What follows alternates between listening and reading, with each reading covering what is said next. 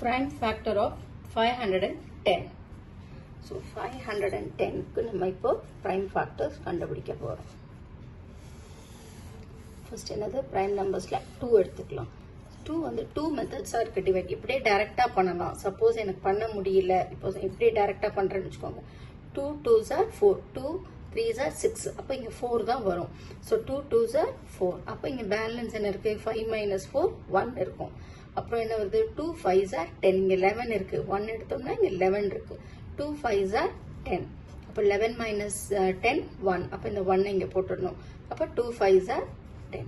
Suppose எனக்கு இது கன்ஃபியூஷனா இருக்கு அப்படின்னாங்கன்னா இந்த மாதிரி டிவைட் பண்ணிக்கோங்க.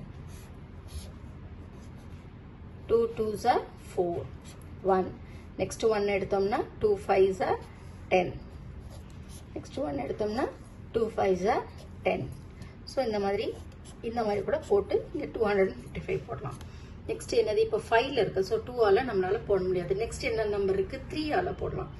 நெக்ஸ்ட் 3ல ஃபர்ஸ்ட் 1 நம்பர் எடுக்க முடியாது, 2 நம்பர்ஸ் எடுத்துக்கணும். So 3 8s are 24, 3 9s are 27. So 3 8s are 24. அப்போ 24ல இங்க மைனஸ் பண்ணா 25ல இருந்து மைனஸ் பண்ணா 1 வரும். அப்போ 3 5s are 15. அப்படிதான் அப்படியே டைரக்டா டிவைட் பண்ணணும். இப்போ 5 இருந்தாலே ஆட்டோமேட்டிக்கா அது வந்து 5 டேபிள்ஸ்ல போட்டுடலாம். 5 டேபிள்ஸ்ல 5 1s are 5.